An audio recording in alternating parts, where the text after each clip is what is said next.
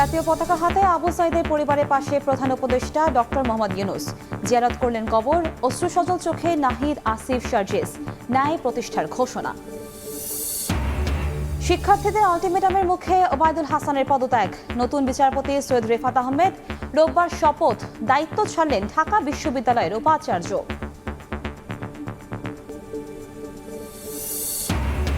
রোদ বৃষ্টি উপেক্ষা করে রাষ্ট্র মেরামতের দায়িত্বে শিক্ষার্থীরা। সড়ক থেকে বাজার সবখানে সরব উপস্থিতি।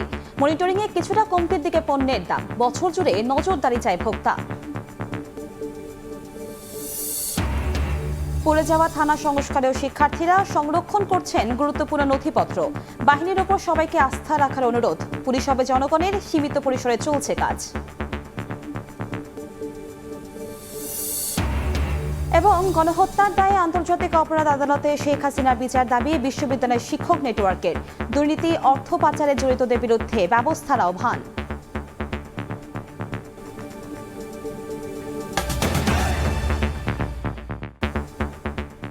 প্রবাসের সময় সঙ্গে আছি আমি কনক আজাদ। যে লক্ষ্য নিয়ে আবু সাইদ বুক পেতে দিয়েছিলেন তা বিফল হতে দেয়া যাবে না বলে মন্তব্য করেছেন অন্তর্বর্তীকালীন সরকারের প্রধান উপদেষ্টা ডক্টর মোহাম্মদ ইউনূস। শনিবার সকালে রংপুরের পীরগঞ্জে কোটা সংস্কার আন্দোলনে নিহত আবু সাইদের বাড়িতে যান তিন উপদেষ্টা। ডক্টর ইউনূস বলেন, ঘরে ঘরে বৈষম্য বিরোধী আবু সাইদ তৈরি হয়েছে। বাংলাদেশে ধর্ম বর্ণ নির্বিশেষে কোনো বৈষম্য থাকবে না বলেও জানান তিনি। এর আগে সাইদের কবর জিয়ারত ও আত্মার মাগফিরাত কামনায় দোয়া করা হয়। রংপুরের পীরগঞ্জ থেকে বাবুল হোসেনের ক্যামেরায় সানবির রিপোর্টের রিপোর্ট। কোটা সংস্কার আন্দোলন এক অভূতপূর্ব রূপ দেখালো নতুন প্রতিবাদী বাংলাদেশের। বিন্দু বিন্দু ক্ষোভ থেকে অভ্যুত্থানের বিস্ফোরণ ঘটিয়ে এখন ইতিহাসের নায়ক রংপুরের পীরগঞ্জ উপজেলার আবু সাইদ। রক্ষকের গুলির মুখেও যিনি গেয়েছেন মুক্তির দাবি। সেই আবু সাইদের প্রতি শ্রদ্ধা জানাতে শনিবার হেলিকপ্টার যোগে রংপুরে যান অন্তর্বর্তীকালীন সরকারের প্রধান উপদেষ্টা অধ্যাপক ডক্টর মোহাম্মদ ইউনূস। এ সময় প্রধান উপদেষ্টার সঙ্গে ছিলেন কোটা আন্দোলনের দুই নেতা, ডাক, টেলিযোগাযোগ ও তথ্য প্রযুক্তি মন্ত্রণালয়ের উপদেষ্টা মোহাম্মদ নাহিদ ইসলাম এবং যুব ও ক্রীড়া মন্ত্রণালয়ের উপদেষ্টা আসিফ মাহমুদ সজীব ভুঁইয়া। আবু সাইদের বাড়িতে গিয়ে শুরুতেই তার কবর জিয়ারত করেন প্রধান উপদেষ্টা। সমবেদনা জানান পরিবারের সদস্যদের প্রতি। জাতীয় পতাকা তুলে দেন আবু সাইদের পিতার হাতে। পরে প্রধান উপদেষ্টা বলেন, নতুন বাংলাদেশ গড়ার দায়িত্ব সবার। কোনো ধরনের গোলযোগ যাতে না হয় সে বিষয়েও সবার প্রতি আহ্বান জানান অন্তর্বর্তীকালীন সরকারের প্রধান উপদেষ্টা।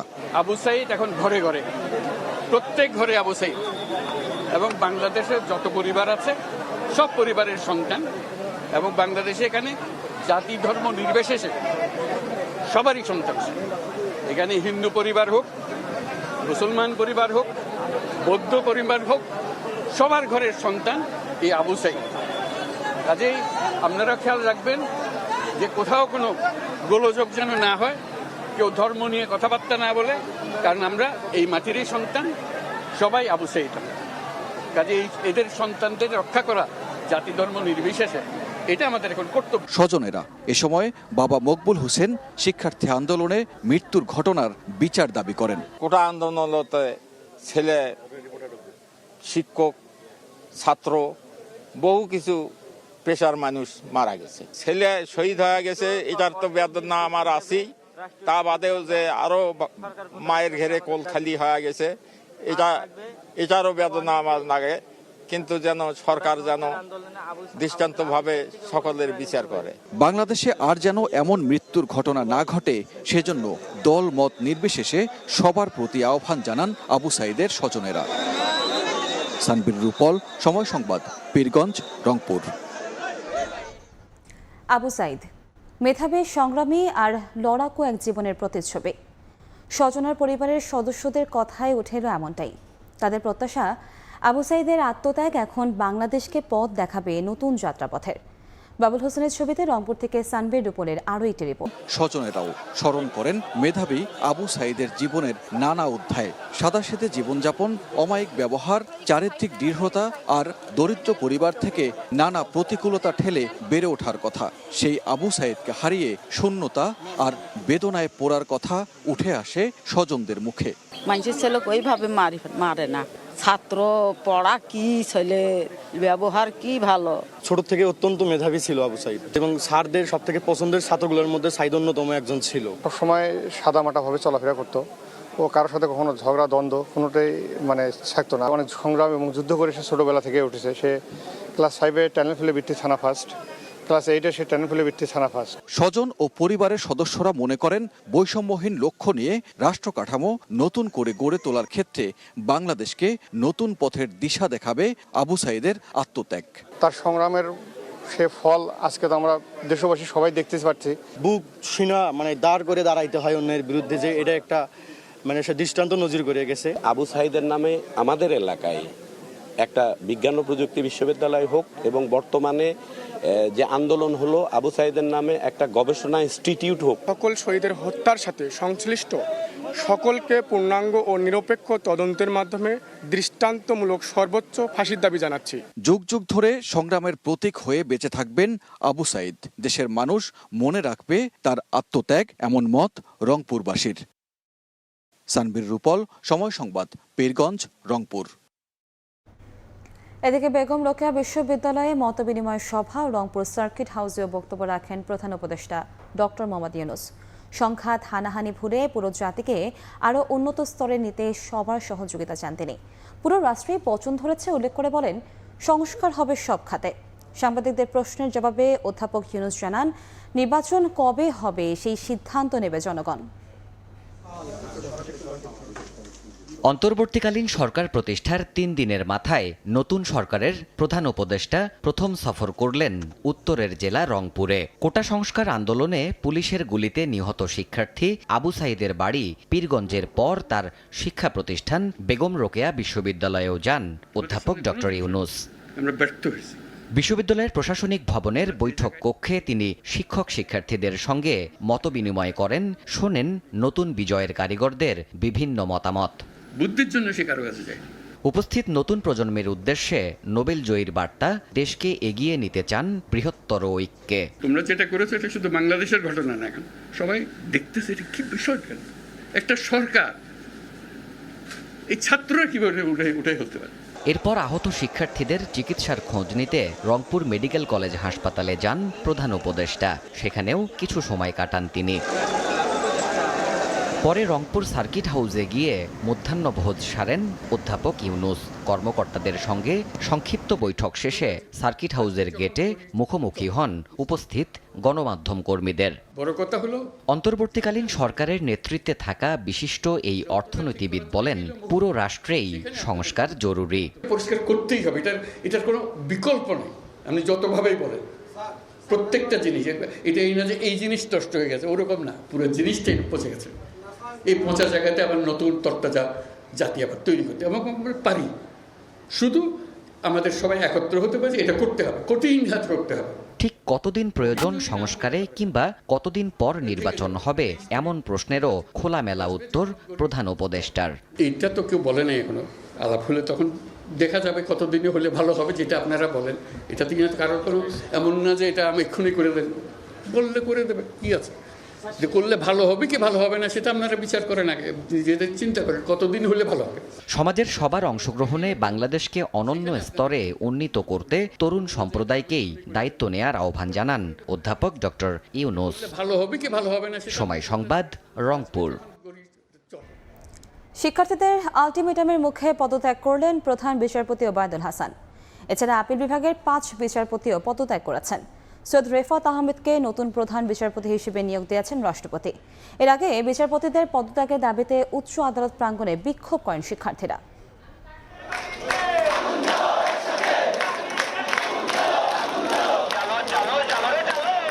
স্লোগানে মুখরিত আদালত প্রাঙ্গণ। দাবি, প্রধান বিচারপতি সহ আপিল বিভাগের রাজনৈতিক পক্ষপাতদুষ্ট বিচারপতিদের পদত্যাগ।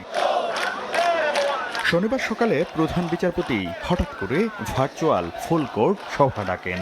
এই খবর ছড়িয়ে পড়লে বৈষম্য বিরোধী ছাত্র আন্দোলনের ব্যানারে ঢাকা বিশ্ববিদ্যালয়ে জড়ো হন শিক্ষার্থীরা। কিছুক্ষণ পরেই সুশৃঙ্খলভাবে মিছিল নিয়ে হাইকোর্টে প্রবেশ করেন তারা। মুহূর্তের মধ্যেই বিভিন্ন স্কুল, কলেজ ও বিশ্ববিদ্যালয়ের শিক্ষার্থীরাও উপস্থিত হন সেখানে। খণ্ড খণ্ড মিছিল আর হ্যান্ডমাইকে বিচার বিভাগ সংস্কার সহ নানা দাবি জানান তারা। এ সময় বিচার বিভাগকে দলীয় এজেন্ডা বাস্তবায়নের জন্য ব্যবহার করা হয়েছে বলে দাবি করে আন্দোলনকারীরা বলেন এর পিছনে বিচারপতিদের দায় রয়েছে। স্বৈরশাসক হাসিনা তার দলের যত অনুগত নেতা কর্মী, ছাত্রলীগ বলেন বা যুবলীগ বলেন, তাদের যত লোক ছিল মূলত তাদের মাধ্যমে এই সুপ্রিম কোর্টকে কলঙ্কিত করেছে। হাইকোর্ট থেকে করা হলো যে এস আলমের অর্থ পাচার নিয়ে কোনো অনুসন্ধান করা যাবে না, কোনো তদন্ত করা যাবে না, যেখানে একটাই দেশের সুপ্রিম কোর্ট হওয়ার কথা ছিল জাতির রক্ষা কবচ, এগুলোর ক্ষেত্রে তারা আরও সহযোগী ভূমিকা পালন করেছে। সরকারের মদদে একের পর এক বিতর্কিত ও রাজনৈতিক উদ্দেশ্য প্রণোদিত রায় দেয়ায় পদত্যাগের আলটিমেটাম দেওয়া হয় প্রধান বিচারপতি সহ আপিল বিভাগের বিচারপতিদের। আমরা নিশ্চিত করতে চাই ফ্যাসিজমের মূলোৎপাটন হয়েছে। আইনজীবীরাও সংহতি জানান শিক্ষার্থীদের সঙ্গে। আমরা আইনজীবী সমাজ সেই দাবির প্রতি আমরা সংহতি জানাচ্ছি। পরে প্রধান বিচারপতি ওবায়দুল হাসান শাহিনের পদত্যাগের কথা জানান আইন উপদেষ্টা ডক্টর আসিফ নজরুল। আমাদের প্রধান বিচারপতি পদত্যাগ করেছেন, ওনার পদত্যাগ পত্র ইতিমধ্যে আইন মন্ত্রণালয়ে এসে পৌঁছেছে। আর দ্রুতই সুপ্রিম কোর্টের কার্যক্রম শুরু হওয়া প্রয়োজন বলে জানান অ্যাটর্নি জেনারেল। আমি অ্যাটর্নি জেনারেল হিসেবে যেটা মনে করি, নাম্বার 1 অতি দ্রুত সুপ্রিম কোর্ট খোলার ব্যবস্থা করার জন্য। এদিকে অন্তর্বর্তীকালীন সরকার গঠনে সাংবিধানিক কোনো ব্যত্যয় হয়নি বলে জানান রাষ্ট্রের প্রধান আইন কর্মকর্তা। শাকির আহমেদ, সময় সংবাদ, ঢাকা। পদত্যাগ করেছেন ঢাকা বিশ্ববিদ্যালয়ের উপাচার্য অধ্যাপক ডক্টর মাকসুদ কামাল। এছাড়া পদত্যাগপত্র জমা দিয়েছেন 7টি হলের প্রভোস্ট। এদিকে শাহজালাল বিমান ও প্রযুক্তি বিশ্ববিদ্যালয়ের উপাচার্য অধ্যাপক ফরিদউদ্দিন আহমেদও পদত্যাগ করেছেন। শনিবার রাষ্ট্রপতি মোহাম্মদ শাহাবুদ্দিনের কাছে পদত্যাগপত্র জমা দেন উপাচার্য। শিক্ষা মন্ত্রণালয়েও এই পদত্যাগপত্র জমা দেওয়া হয়। বিশ্ববিদ্যালয়ের সন্ত্রাস বিরোধী রাজু ভাস্কর্যের পাদদেশে বিক্ষোভ সমাবেশে উপাচার্য পদস্থ ও সিন্ডিকেট সদস্যদের পদত্যাগ সহ 2 দফা দাবি জানান শিক্ষার্থীরা।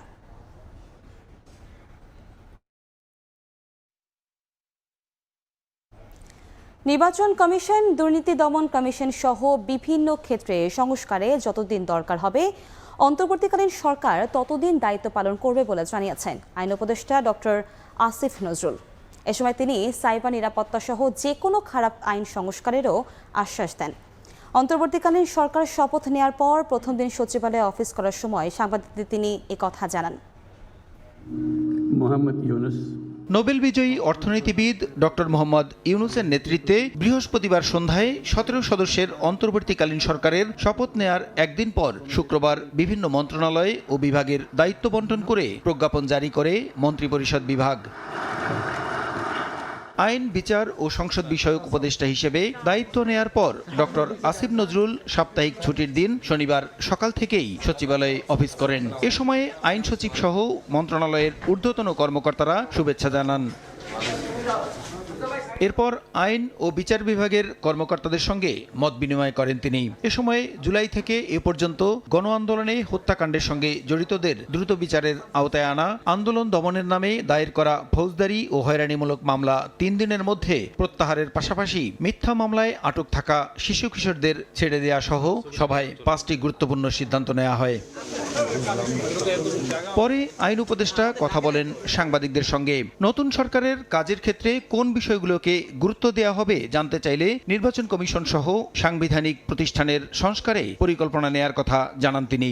নির্বাচন কমিশনের ভূমিকা তো আপনারা জানেন, তো এখানে যদি আপনার ওভারহলিং না করা হয় তাহলে ভবিষ্যতে যে সরকার আসবে তারা তো এই প্রতিষ্ঠানগুলোকে আবার সেভাবে ব্যবহার করবে। আমাদের অতীতের অভিজ্ঞতা সুখকর না। এই সরকারের মেয়াদ প্রসঙ্গে জানতে চাইলে আইন উপদেষ্টা বলেন, একটি সুষ্ঠু নির্বাচন করা এবং বিভিন্ন ক্ষেত্রে সংস্কারের জন্য যতদিন দরকার হবে অন্তর্বর্তীকালীন সরকার ততদিন দায়িত্ব পালন করবে। সংস্কারের আকাঙ্ক্ষা এবং নতুন নির্বাচনের আকাঙ্ক্ষার মধ্যে সমন্বয় করে যেটা যতদিন থাকা দরকার ততদিনই আমরা থাকবো, বেশিও না কমও না। আমি আমার বিশ্ববিদ্যালয় শিক্ষকতার জীবন মিস করি। যত তাড়াতাড়ি সম্ভব কাজ শেষ করে কবে আমি আমার সেই জীবনে ফিরে যেতে পারবো। সাইবার নিরাপত্তা আইন সহ যে কোনো ধরনের খারাপ আইন সংস্কারে ব্যবস্থা নেয়ার কথাও জানান অধ্যাপক আসিফ নজরুল। প্রসূন আশিস, সময় সংবাদ, ঢাকা। পরিবারতান্ত্রিক রাজনীতির অবসান ঘটিয়ে শিক্ষা, স্বাস্থ্য ও অন্যান্য খাতে জনগণের প্রত্যাশার প্রতিফলন ঘটাতে চান তরুণরা। এ লক্ষ্যে নতুন রাজনৈতিক দল গঠন করতে পারে বৈষম্য বিরোধী ছাত্র আন্দোলন। সমাজের বৈষম্য দূর করার পাশাপাশি সাম্য ও মানবিক মর্যাদা নিশ্চিত করাই হবে এ দলের লক্ষ্য। দুই সমন্বয়কের সঙ্গে কথা বলে আরও জানাচ্ছেন শাকির আহমেদ।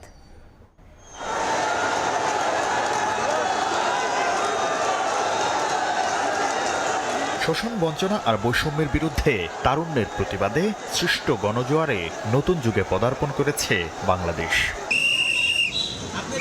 এখন রাষ্ট্র সংস্কারের পালা, আর সেই গুরুদায়িত্ব পালনে পাঞ্জেরির ভূমিকায় তরুণরা। তাদের ঘিরে 18 কোটি মানুষের প্রত্যাশা যেন একটু বেশি।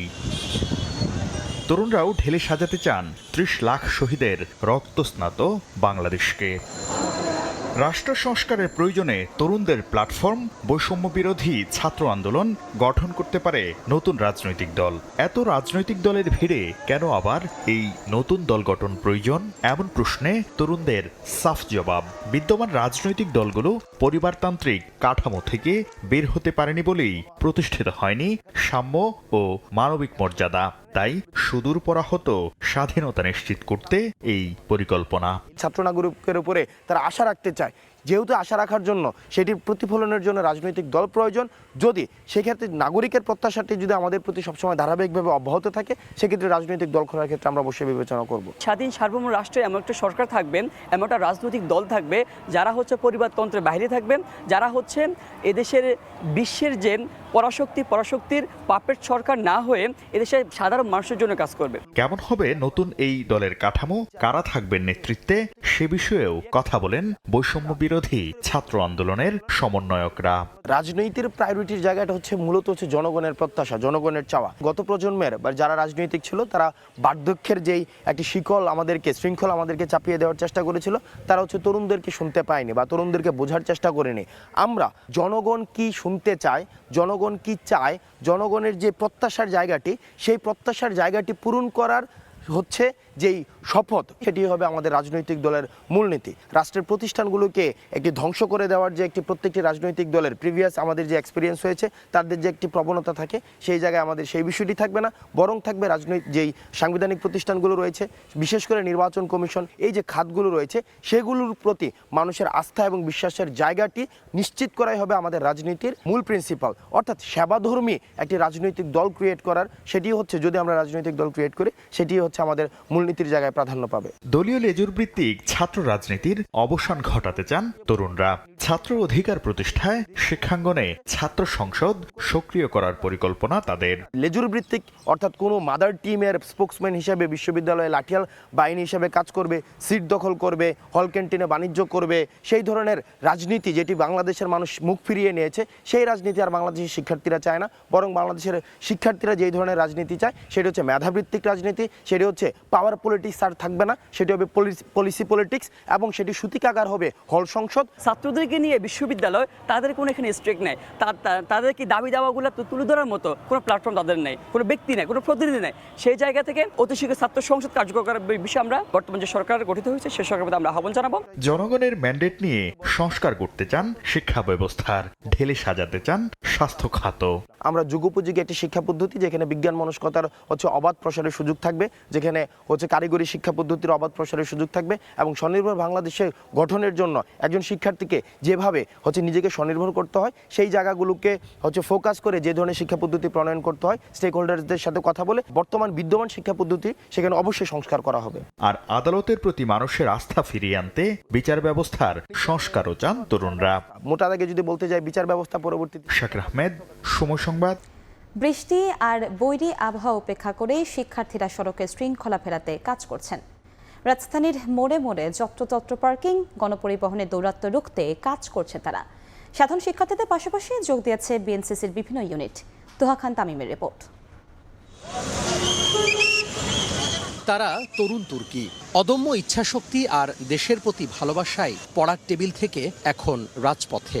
দেশের প্রয়োজনে নিজের তাগিদে নেমেছেন সড়কে শৃঙ্খলা ফেরাতে। শনিবার রাজধানীর মোড়ে মোড়ে ট্রাফিক নিয়ন্ত্রণ করছেন বিভিন্ন স্কুল কলেজ আর বিশ্ববিদ্যালয়ের শিক্ষার্থীরা। মাঝে মাঝে বৃষ্টির দেখা, আবার কখনো ঝলমলে রোদ, কোনো কিছুই বাধা হতে পারেনি তরুণদের কাছে। যে কোনো কর্মচারীও বাইকে উঠলে তার মাথায় আমরা হেলমেট দেখতে পাচ্ছি, আমরা ফল পাচ্ছি। শুধু ট্রাফিক না, রোড পরিষ্কার বলি বা অন্যান্য যে সকল কার্যক্রম, দুর্নীতি দমন, সবগুলো এটা হচ্ছে প্রতিটা নাগরিকের দায়িত্ব। ট্রাফিকের অবস্থা বা প্রত্যেকজনের সেফটির যে অবস্থা, আমরা সেই সবকিছু সুরক্ষা করার জন্য আমরা আজকে এখানে আসি। এদিন সাধারণ শিক্ষার্থীদের পাশে সড়কে ছিল আর্মি ও নেভাল ইউনিটের বিএনসিসির সদস্যরা। আইন মেনে চলার এ অভ্যাস যেন বছর জুড়ে চলতে থাকে, সে লক্ষ্যে কাজ করছেন তারা। সাধারণ মানুষও স্বাগত জানাচ্ছেন তাদের এমন কার্যক্রমে। ট্রাফিকের যে কাজটা সেইটা দেখতেছে আমাদের নেভাল উইং এর ক্যাডেট প্লাস আমাদের আর্মি উইং এর ক্যাডেটরা রয়েছে। এরাই ভবিষ্যৎ, এরা দেশকে বুঝতে পারে, দেশের মানুষের সমস্যা বুঝতে পারে এবং আমাদের সবার উচিত এদেরকে অ্যাপ্রিসিয়েট করা। ছাত্ররা যে নিচে উদ্যোগ নিচ্ছে সেটা আসলে খুব ভালো লাগছে। ট্রাফিক নাই এখন, শিক্ষকরা করতেছে, ছাত্ররা করতেছে ভালো। এদিন সড়কে শৃঙ্খলার পাশাপাশি রাস্তার ফুটপাত ও আশপাশে সৌন্দর্য বর্ধনের কাজ চলে সমান তালে। তোহা খান তামিম, সময় সংবাদ, ঢাকা। রাস্তায় ট্রাফিক নিয়ন্ত্রণের পাশাপাশি পুড়ে যাওয়া থানা সংস্কারের কাজেও শিক্ষার্থীরা। এদিকে মেট্রোপলিটনের ৮৪টি থানার কাজ শুরু হয়েছে। থানা ও পুলিশ জনগণের উল্লেখ করে বাহিনীর ওপর জনসাধারণের আস্থা রাখার অনুরোধ জানিয়েছে পুলিশ। আগুনে পুড়ে যাওয়া থানার ভেতর প্রশান্তির এমন দৃশ্য রাজধানীর মোহাম্মদপুর থানায়। গত ৫ আগস্ট পুড়িয়ে দেয়া হয় মোহাম্মদপুর থানা ভবনটি। পরবর্তীতে সেবা কার্যক্রম বন্ধ হয়ে যায়। শনিবার পুড়ে যাওয়া থানাটির সংস্কারের কাজে যোগ দেন শিক্ষার্থীরা। ভেতরে ছোট ছোট গ্রুপে বিভক্ত হয়ে কাজ করেন তারা। তাদেরকেও পোড়া জিনিসপত্র সরান, পাওয়া যায় গুরুত্বপূর্ণ নথিও। সেগুলো নিরাপদে উদ্ধার করে সেনাবাহিনীর কাছে হস্তান্তর করেন শিক্ষার্থীরা। আমরা ছাত্ররাই আবার এটাকে সংস্কার করে দিতে চাই, যাতে করে দেশটা এগিয়ে যায়। সংরক্ষণ করছি যেন তাদের কোনো ইম্পর্টেন্ট কোনো ডকুমেন্ট যেন হারিয়ে না যায়। এদিকে থানাগুলো বন্ধ হয়ে যাওয়ার পর দেশের আইন শৃঙ্খলা পরিস্থিতির ব্যাপক অবনতি ঘটে। তাই দ্রুত পুলিশ সদস্যদের কাজে যোগ দেওয়ার আহ্বান তাদের। আমরা সবাই এখানে এসে কাজ করছি, এর মাধ্যমে আমরা চাচ্ছি যে আপনারা আসুন, আপনারাও আমাদের সাথে যোগদান করুন। পক্ষপাতিত্বটা ছেড়ে দিন এবং ভীতি ছেড়ে দিয়ে আমাদের পাশে এসে দাঁড়ান। থানা ও পুলিশ জনগণের উল্লেখ করে বাহিনীর ওপর আস্থা রাখার অনুরোধ জানিয়েছে পুলিশ। কর্তৃপক্ষ তো আমাদের অর্ডার দিয়েছি, আমরা তো চলে আসছি, কর্মক্ষেত্রে আছি, সেই ক্ষেত্রে আমরা আগের মতো আমরা কাজ করব। আন্দোলন, এরপর রাস্তায় ট্রাফিক নিয়ন্ত্রণ, সবশেষ থানা সংস্কার। সব জায়গায় সরব উপস্থিতি শিক্ষার্থীদের। অর্থাৎ বাংলাদেশের শিক্ষার্থীরা যে অদম্য, তাদের গতি রোধ করা যায় না, সেটি আবারও প্রমাণিত হলো। নিবিড় সাহা, সময় সংবাদ, ঢাকা। বৈধ বোর্ড মিটিংয়ের মাধ্যমে সময় টেলিভিশনের এমডি ও সিইওকে অপসারণের খবর ছড়াচ্ছে একটি মহল, যা আদৌ সত্য নয়। সময় টেলিভিশনের লাইসেন্স বর্তমান এমডির নামে, সুতরাং তাকে অপসারণ করার কোনো সুযোগ নেই। 2009 সালের মে মাসে সময় মিডিয়া লিমিটেড গঠনের জন্য জেলা প্রশাসক কার্যালয়ে আবেদন করেন বর্তমান ব্যবস্থাপনা পরিচালক। সেই বছরের সেপ্টেম্বরে মোট 10টি টেলিভিশন চ্যানেল লাইসেন্স পায়, সময় তার মধ্যে একটি। লাইসেন্স হয় বর্তমান এমডি আহমেদ জোবায়েরের নামে। গঠিত হয় সময় মিডিয়া লিমিটেড নামে একটি কোম্পানি। এক পর্যায়ে প্রতিষ্ঠানটিতে বিনিয়োগকারী হিসেবে যুক্ত হয় দেশের স্বনামখ্যাত শিল্প গ্রুপ সিটি গ্রুপ। লগ্নিকারক হিসেবে তারা বি গ্রুপের শেয়ার হোল্ডার, আর উদ্যোক্তা হিসেবে আহমেদ জোবায়ের ও অন্যান্যরা এই গ্রুপের শেয়ার হোল্ডার। এ গ্রুপ ও বি গ্রুপের যৌথ স্বাক্ষরে সকল ব্যাংক হিসাব পরিচালিত হয়। কিন্তু বর্তমান প্রেক্ষাপটে এমডির উপস্থিতি এবং অবহিত করা ছাড়াই একটি বোর্ড মিটিং ডেকে আহমেদ জোবায়েরকে অপসারণের খবর ছড়িয়ে দেওয়া হয়, যেটাকে অবৈধ মনে করছে সময় মিডিয়া লিমিটেডের কর্তৃপক্ষ। বিষয়টি একজন উপদেষ্টার নজরে আনা হলে তিনি জানান, বর্তমান অন্তর্বর্তী সরকারের আমলে চর দখলের মতো কোনো জবরদস্তিমূলক কাজ করা যাবে না। 2-1 দিনের মধ্যেই সরকারের সব কার্যক্রম স্বাভাবিক ও আরও গতিশীল হলে এসব জবরদখল চেষ্টার বিরুদ্ধে কঠোর ব্যবস্থা নেওয়া হবে বলেও জানান উপদেষ্টা। এদিকে আদালত খোলা মাত্রই কোম্পানির এ গ্রুপ আইনি পদক্ষেপে যাবে।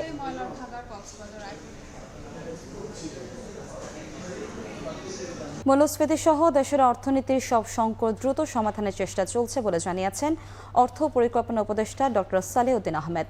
সচিবালয়ের প্রথম দিনের অফিস শুরুর আগে সাংবাদিকদের এ কথা জানান তিনি। এছাড়া ব্যাংক খাতের সংস্কারের কথাও জানান অর্থ উপদেষ্টা। আমাদের এখন ইমিডিয়েট আইন শৃঙ্খলা, ল অ্যান্ড অর্ডারটাকে ঠিক করা, এটা যদি আমরা না করতে পারি তবে কিন্তু অন্যগুলো থমে যাবে। অথবা আমরা চেষ্টা করছি এখনই ইমিডিয়েটলি ল অ্যান্ড অর্ডার বলতে শুধু রাস্তাঘাটের না, ব্যাংকগুলি চালু করা, পোর্টগুলি অনেকাংশে ইসে আছে, রাস্তাঘাট ইসে করা, সেগুলি আমরা চেষ্টা করছি সচেষ্ট করতে ইমিডিয়েটলি। আর চ্যালেঞ্জগুলি যেটা আছে, অর্থনৈতিক চ্যালেঞ্জ তো আছেই, আপনারা জানেন, এই সামষ্টিক ক্ষেত্রে মূল্যস্ফীতি এটা সেটা আছে, এটা আমরা ইমিডিয়েটলি চেষ্টা করব।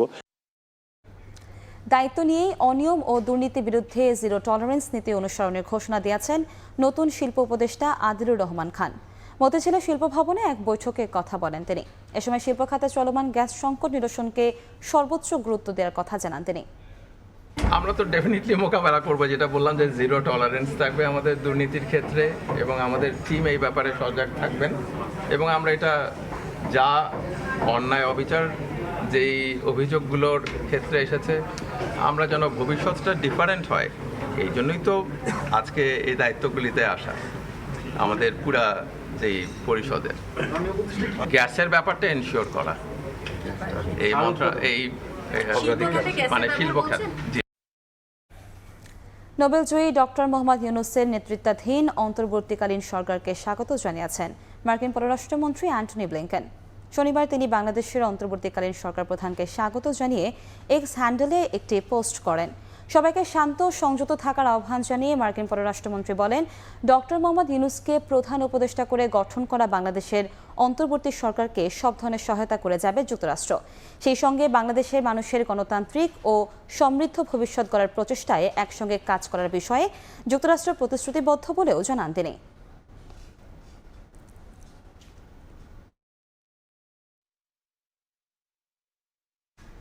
জুলাই গণহত্যার দায়ে শেখ হাসিনার বিরুদ্ধে আন্তর্জাতিক অপরাধ আদালতে বিচারের দাবি জানিয়েছে বিশ্ববিদ্যালয়ের শিক্ষক নেটওয়ার্ক। এছাড়া মুক্তিযুদ্ধের নামে আওয়ামী লীগ মুক্তিযুদ্ধ বিরোধী সব কাজ করেছে বলেও উল্লেখ করেন অধ্যাপক আনু মোহাম্মদ। শনিবার দুপুরে ঢাকা বিশ্ববিদ্যালয়ে আয়োজিত সভায় আওয়ামী লীগ সরকারের আমলে সব দুর্নীতি ও অর্থ পাচারের দায়ীদের বিরুদ্ধে ব্যবস্থা নিতে আহ্বান জানানো হয়। কোটা সংস্কার আন্দোলন দমনে ছাত্রদের ওপর নির্বিচারে গুলির বিরুদ্ধে প্রতিবাদে নামে বিশ্ববিদ্যালয় শিক্ষক নেটওয়ার্ক। এমনকি আটক শিক্ষার্থীদের শাহবাগ থানা থেকে ছাড়িয়ে আনা এবং ডিবি অফিস থেকে ছাড়িয়ে আনার প্রয়াসও করে তারা। আন্দোলনে শিক্ষার্থীদের ন্যায্য দাবির পাশে সমর্থন জুগিয়েছে পুরোটা সময়। স্বৈরাচার হাসিনার পতনের পর অন্তর্বর্তীকালীন সরকারের কাছে কি চাই শীর্ষক এক সভার আয়োজন করে বিশ্ববিদ্যালয় শিক্ষক নেটওয়ার্ক। ঢাকা বিশ্ববিদ্যালয়ের মোজাফর আহমেদ চৌধুরী অডিটোরিয়ামে আয়োজিত এই সভায় অন্তর্বর্তীকালীন সরকারের কাছ থেকে প্রত্যাশা তুলে ধরেন শিক্ষক, শিক্ষার্থী ও সুশীল সমাজের নানা ব্যক্তিবর্গ। বক্তব্যে শিক্ষকরা আন্তর্জাতিক অপরাধ আদালতে শেখ হাসিনার বিচারের জন্য আবেদন করার বিষয়ে গুরুত্ব আরোপ করেন এবং জানমালের নিরাপত্তা ও সাম্প্রদায়িক হামলা রুখতে দ্রুত আইন শৃঙ্খলা বাহিনী পুরোদমে মোতায়েনের পরামর্শ দেন।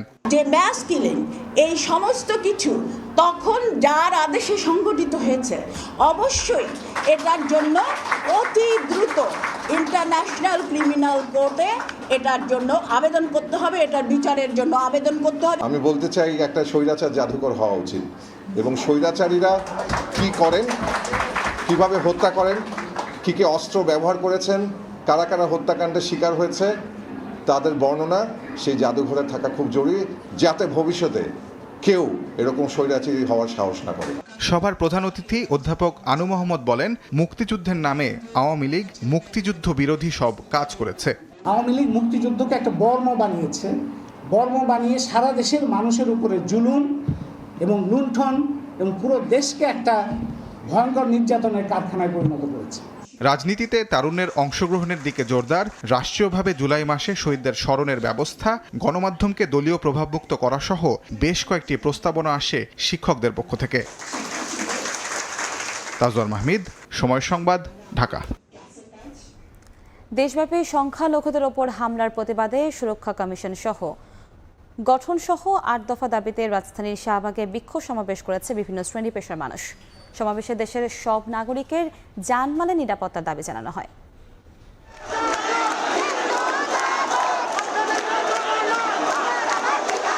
অধিকার আদায়ের দাবিতে আবারও সরব শাহবাগ চত্বর। স্লোগান মুখর মানুষের কণ্ঠে দৃপ্ত দাবি নিজের জন্য, দেশের মানুষের জন্য। শনিবার দুপুরে শাহবাগ চত্বরে জড়ো হন দেশের বিভিন্ন সংখ্যের সনাতন ধর্মাবলম্বীরা। সমাবেশে সংখ্যালঘু সুরক্ষা আইন গঠন, দেশের সব নাগরিকের জানমালের নিরাপত্তা সহ ৮ দফা দাবি জানায় তারা।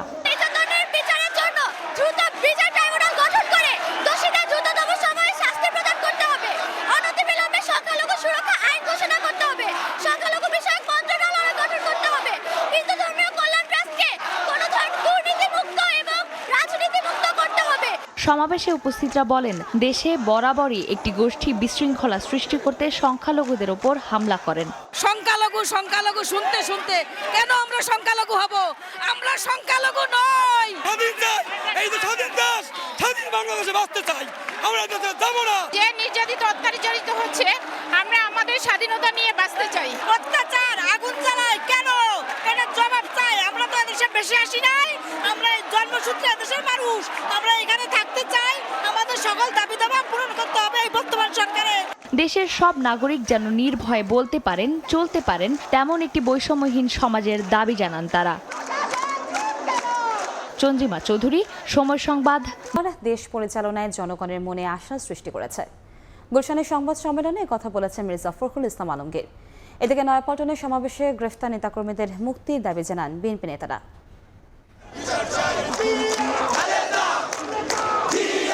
হাজারো জনতার ঢল মিশেছে নয়াপল্টনে। মুক্ত আকাশের নিচে পুলিশ কিংবা অন্য কারো রক্তচক্ষুর উপস্থিতি ছাড়াই ১ দশকের বেশি সময় পর এমন সমাবেশ দেখল বিএনপি কর্মীরা। শনিবার সমাবেশে দলটির কেন্দ্রীয় নেতারা অভিযোগ করেন, গত ১৫ বছরে আওয়ামী লীগ সরকারের নির্যাতন, নিপীড়ন সব মাত্রা ছাড়িয়েছিল। অন্তর্বর্তীকালীন সরকারের অধীনে গণতান্ত্রিক চর্চা, বাক স্বাধীনতা অক্ষুণ্ণ থাকবে বলেও আশা জানান বিএনপি নেতারা।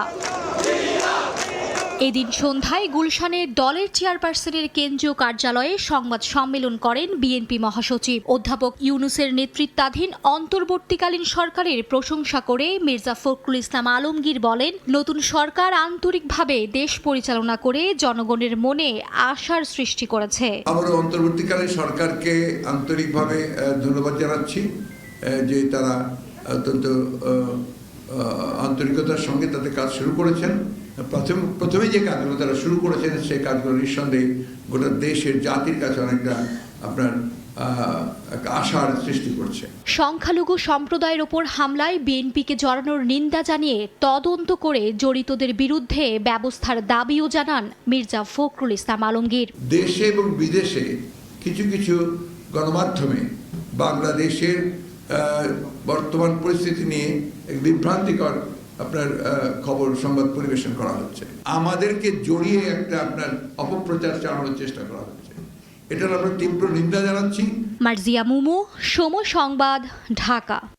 নিরাপত্তা আতঙ্কে রাজধানীর বেশিরভাগ এটিএম বুথ বন্ধ। হাতে গোনা কিছু বুথ খোলা থাকলেও নেই টাকা। এতে চরম ভোগান্তিতে পড়েছেন গ্রাহকেরা। দ্রুত সমাধানের দাবি তাদের। রাজধানীর বেশিরভাগ এটিএম মেশিনে টাকা নেই। নিরাপত্তা আতঙ্কে হাতে গোনা কয়েকটি বুথ খোলা থাকলেও বেশিরভাগ এটিএম এবং সিআরএম বুথ বন্ধ রয়েছে। ফলে বেশিরভাগ এটিএম বুথ কার্যত অচল রয়েছে। এতে করে ভোগান্তিতে পড়েছেন সাধারণ গ্রাহকরা। শনিবার রাজধানীর বিভিন্ন এলাকায় সরজমিনে ঘুরে দেখা যায় বেশিরভাগ এটিএম বুথ বন্ধ। কয়েকটি স্থানে এটিএম বুথ খোলা থাকলেও সেগুলোর শাটার অর্ধেক নামানো। আবার কোনোটির এটিএম বুথের শাটার পুরোপুরি বন্ধ। মোহাম্মদপুরে একটা বুথেও আমি টাকা পাইনি, মানে সব অফ। যারা আমরা কার্ডে অভ্যস্ত তাদের অনেক প্রবলেম হচ্ছে। ইসলামবাগ থেকে প্রথমে চকবাজার যাই, সেখানে বন্ধ। চকবাজার থেকে লালবাগ আসি, তারপর সেখানেও দেখি বন্ধ। তাদের হেল্পলাইনে কল দিলাম, বললো যে এই মুহূর্তে সিকিউরিটি পারপসে তাদের বেশিরভাগ বুথগুলো অফ আছে। কার্ড থেকে টাকা উঠাইতে পারতেছি না, ভাড়াও দিতে পারতেছি না। তো এরকম যদি চলতে থাকে আরো 2-4 দিন, তাহলে আমাদের অবস্থা আরো খারাপ হবে। বন্ধ থাকা বেশিরভাগ ব্যাংকের ভূতের নিরাপত্তা কর্মীদেরও পাওয়া যায়নি। যাদের পাওয়া গেছে তারা জানান, নিরাপত্তার অভাবে ভূতগুলোতে টাকা সরবরাহ করা সম্ভব হয়নি। কালকের থেকে টাকা ক্যাশ ছিল না, ক্যাশ নেই কালকের থেকে। এর আগে ক্যাশ ছিল, চালু ছিল, সব চালু আছে, কিন্তু ক্যাশ শেষ হয়ে গেছে। কোম্পানি থেকে বন্ধ রাখছে। এছাড়া কোম্পানি আমাদেরকে বেশি কিছু বলে নাই কেন বন্ধ রাখছে। রাত হলে চুরি ডাকাতি আতঙ্ক বাইরে যায়, এই কারণে বন্ধ, সাময়িক বন্ধ রাখা হয়েছে আর কি। নিরাপত্তা নিশ্চিত করে ব্যাংকের এটিএম বুথগুলোতে পর্যাপ্ত টাকা রাখার দাবি জানিয়েছেন গ্রাহকরা। তানভীর হাসান মেঘ, সময় সংবাদ, ঢাকা। নোবেল বিজয়ী ডক্টর মোহাম্মদ ইউনূসের নেতৃত্বে গঠিত অন্তর্বর্তীকালীন সরকারকে স্বাগত জানিয়েছেন ইতালি প্রবাসী বাংলাদেশিরা। ইতালি থেকে বিস্তারিত জানিয়েছেন হাসান মাহমুদ। শেখ হাসিনার পদত্যাগ ও অন্তর্বর্তীকালীন সরকার নিয়ে উচ্ছ্বসিত ইতালি প্রবাসী বাংলাদেশিরা। প্রবাসীদের এই উচ্ছ্বাসের সঙ্গে কণ্ঠে ঝরল দেশের আইন শৃঙ্খলা পরিস্থিতি নিয়ে উদ্বেগের কথাও। বৈষম্যমূলক সমাজ গঠনে নতুন সরকারের দায়িত্ব ও সুষ্ঠু নির্বাচনের মাধ্যমে ক্ষমতা হস্তান্তরের দাবিও জানালেন কেউ কেউ। নতুন সরকারের কাছে আমাদের প্রত্যাশা অনেক, কারণ আসলে আমাদের গণতান্ত্রিক যে চর্চাটা, সেই গণতান্ত্রিক চর্চাটা ফিরত আসুক। বিগত যে সরকার ছিল সেই সরকারের যে দুর্নীতিবাজগুলো ছিল, প্রথমত তাদের উৎখাত করতে হবে। দেশের আইন শৃঙ্খলা সুন্দরভাবে ফিরিয়ে আনবে, এটা আমাদের দাবি। বৈষম্য বিরোধী ছাত্র আন্দোলনের এক দফা দাবিতে 5ই আগস্ট ছাত্র জনতার অভ্যুত্থানের মুখে দেশ ছেড়ে ভারতে চলে যান সাবেক প্রধানমন্ত্রী শেখ হাসিনা। ইতালির রোম থেকে হাসান মাহমুদ, সময় সংবাদ। ডেমোক্র্যাট ও রিপাবলিকানদের কথার লড়াইয়ে উত্তপ্ত যুক্তরাষ্ট্রের নির্বাচনী প্রচারণার মাঠ। এবার গাজায় যুদ্ধবন্ধের চুক্তিকে প্রচারণার হাতিয়ারে পরিণত করলেন যুক্তরাষ্ট্রের ভাইস প্রেসিডেন্ট কামালা হ্যারিস। বলেন, যুদ্ধবিরতির লক্ষ্য ফিলিস্তিনিদের এই প্রতিবাদকে সম্মান করেন তিনি। এদিকে ট্রাম্পের অভিযোগ বাইডেনের মানসিক অবস্থার ফায়দা নিয়ে দেশকে ধ্বংসের মুখে ঠেলে দেন কামালা। যুক্তরাষ্ট্রের প্রেসিডেন্ট নির্বাচনের সময় ঘনিয়ে আসার সঙ্গে সঙ্গে বাড়ছে প্রচারণা। এক অঙ্গরাজ্য থেকে আরেক অঙ্গরাজ্য চষে বেড়াচ্ছেন প্রার্থীরা। স্থানীয় সময় শুক্রবার দেশটির অ্যারিজোনা অঙ্গরাজ্যের গ্লেনডেন শহরে নির্বাচনী সমাবেশে অংশ নেন ডেমোক্র্যাট প্রার্থী কামালা হ্যারিস। এ সময় গাজায় যুদ্ধবিরতির লক্ষ্যে প্রেসিডেন্ট জো বাইডেনের সঙ্গে নিরলসভাবে কাজ করে যাওয়ার কথা জানান তিনি। যুদ্ধবিরতির দাবিতে যুক্তরাষ্ট্র জুড়ে ছড়িয়ে পড়া ফিলিস্তিনি সমর্থকদের আন্দোলনকে সম্মান জানান Kamala. Now is the time to get a ceasefire deal and get the hostage deal done. Now is the time. And the president and I are working around the clock every day to get that ceasefire deal done and bring the hostages home. একই দিন মন্টানাতে প্রচারণা সমাবেশে অংশ নেন Republican নেতা Donald Trump. অভিযোগ করে বলেন, কয়েক বছর ধরে বাইডেনের মানসিক অবস্থার ফায়দা নিচ্ছেন কামালা। মার্কিনদের ওপর চাপিয়ে দিচ্ছেন তার সামাজিক এজেন্ডা। ধ্বংসের মুখে যুক্তরাষ্ট্র। Joe Biden was exposed during the debate. Likewise, Kamala will be exposed during the debate. She will be exposed during the debate or debates. But so far she's refusing to debate. শুধু তাই নয়, প্রার্থিতা ঘোষণার পর Kamala Harris আনুষ্ঠানিক কোনো সংবাদ সম্মেলন না করায় সমালোচনা করেন ট্রাম্প। এ সময় কামালা হ্যারিসের রাষ্ট্র পরিচালনার যোগ্যতা নিয়েও প্রশ্ন তোলেন তিনি। মৌসুমীর সাথী, সময় সংবাদ। প্রবাসের সময় শুরুতেই ক্রিকেট। দেশের বর্তমান পরিস্থিতির কারণে এগিয়ে যাচ্ছে বাংলাদেশ দলের পাকিস্তান সফর। পূর্ব নির্ধারিত 17 তারিখের পরিবর্তে 12ই আগস্ট দেশ ছাড়বে নাজমুল হোসেন শান্তর দল। রোববার পাকিস্তান সফরের জন্য দল ঘোষণা করার কথা রয়েছে বিসিবির। কোচ সোহেল ইসলামের নেতৃত্বে মিরপুর শের-ই-বাংলা স্টেডিয়ামে অনুশীলন করেছে আসন্ন সফরের সম্ভাব্য দল। পূর্ব নির্ধারিত বাংলাদেশ ক্রিকেট দলের পাকিস্তান সফর। বর্তমান পরিস্থিতির কারণে অস্থিরতা ক্রিকেটাঙ্গনেও, তবে ক্রিকেটারদের সফর হচ্ছে এটা নিশ্চিত। দেশের এমন পরিস্থিতির কারণে পাকিস্তান সফরের সূচিতেও আসছে পরিবর্তন। 17 আগস্ট পাকিস্তান সফর করার কথা ছিল নাজমুল হোসেন শান্তর দলের, তবে এই পরিস্থিতিতে সফরের তারিখ এগিয়ে এনেছে বোর্ড। বাংলাদেশের বর্তমান পরিস্থিতি সম্পর্কে পিসিবিকে জানানো হলে আগেই পাকিস্তান সফর করার অনুমতি দেয় বোর্ডটি। তাই 5 দিন এগিয়ে 12 আগস্ট রাতে ঢাকা ছাড়ার কথা রয়েছে দলের। এদিকে পাকিস্তানের উদ্দেশ্যে সফরের তারিখ এগিয়ে আনায় দল ঘোষণার তারিখেও আনা হয়েছে পরিবর্তন। রোববার 15 সদস্যের দল ঘোষণার কথা রয়েছে বিসিবির। রাওয়ালপিন্ডিতে 21 আগস্ট প্রথম টেস্টে পাকিস্তানের মুখোমুখি হবে বাংলাদেশ। নির্ধারিত সময়ের আগে যাওয়ার কারণে সেখানে কন্ডিশনের সঙ্গে মানিয়ে নেয়ার সুযোগ পাচ্ছেন ক্রিকেটাররা। পাকিস্তান যাওয়ার দিনক্ষণ এগিয়ে আনার আরও একটা কারণ রয়েছে। বেশ কিছুদিন হয়েছে ঢাকায় এসেছেন কোচিং স্টাফের বিদেশি সদস্যরা। নিরাপত্তাজনিত কারণে হোটেলবন্দি থাকতে হচ্ছে। তবে বন্ধ নেই ক্রিকেটারদের প্রস্তুতি। সম্ভাব্য দল নিয়ে মিরপুর শের-ই-বাংলা ক্রিকেট স্টেডিয়ামে অনুশীলন করেছেন কোচ সোহেল ইসলাম, যেখানে ছিলেন লিটন দাস, মোস্তাফিজুর রহমান, খালেদ আহমেদ, নাহিদ রানা, সৌম্য সরকাররা। 16 তারিখ থেকে মূল স্কিল ট্রেনিং হওয়ার কথা ছিল ক্রিকেটারদের, তবে গেল কয়েকদিন ব্যক্তিগতভাবে ফিটনেস নিয়ে কাজ করেছেন তারা। এদিনও দেশীয় কোচ সোহেল ইসলামের অধীনে ব্যাটিং ও বোলিংয়ে ঝালিয়ে নিয়েছেন নিজেদের। জানা গেছে পাকিস্তান যাওয়ার পর প্রধান কোচ চান্ডিকা হাথুরু সিংহের নেতৃত্বে অনুশীলন করবে দল। এরই মধ্যে বাংলাদেশ এ দলের সঙ্গে পাকিস্তান সফর করেছেন মুশফিকুর রহিম ও মমিনুল হক, মাহমুদুল হাসান জয় সহ অনেকে। সেই দল থেকেও জাতীয় দলে বেশ কয়েকজন ক্রিকেটার সুযোগ পাবেন পাকিস্তানের বিপক্ষে সিরিজে।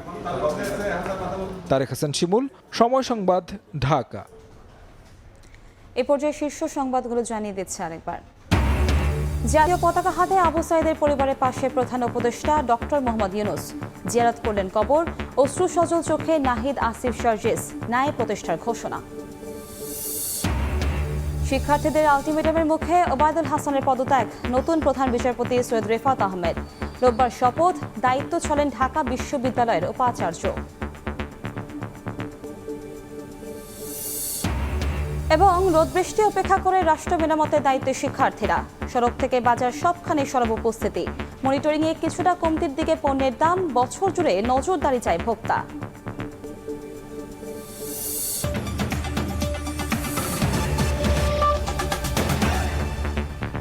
এ ছিল প্রবাসী সময়, সঙ্গেই থাকুন সময়।